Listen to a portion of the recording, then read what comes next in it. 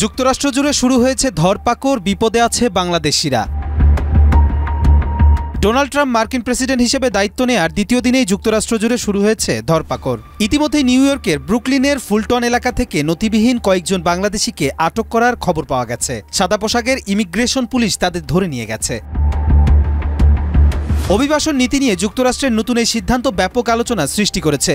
নতুন এই ধরপাকড় অভিযানের উদ্দেশ্য হল অবৈধভাবে বসবাস করা অভিবাসীদের দেশের ভেতর থেকে বের করে দেয়া। অভিবাসন কর্মকর্তারা জানিয়েছেন এই অভিযানটি চলতি সপ্তাহ থেকে শুরু হয়েছে এবং যুক্তরাষ্ট্রের বিভিন্ন প্রান্তে তা চলবে।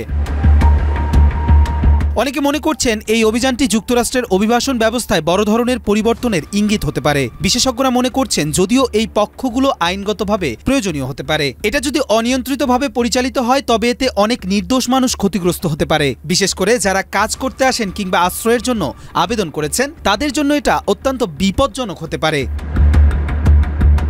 অভিবাসন অধিকার নিয়ে কাজ করা সংগঠনগুলো এই অভিযানের কঠোর সমালোচনা করেছে। তাদের দাবি এই ধরনের পদক্ষেপ অভিবাসীদের মধ্যে ভয় ও অনিশ্চয়তা তৈরি করবে। তারা সরকারের কাছে অভিবাসন নীতি সংস্কারের দাবি জানিয়েছেন যেন মানুষের মৌলিক অধিকার সুরক্ষিত থাকে।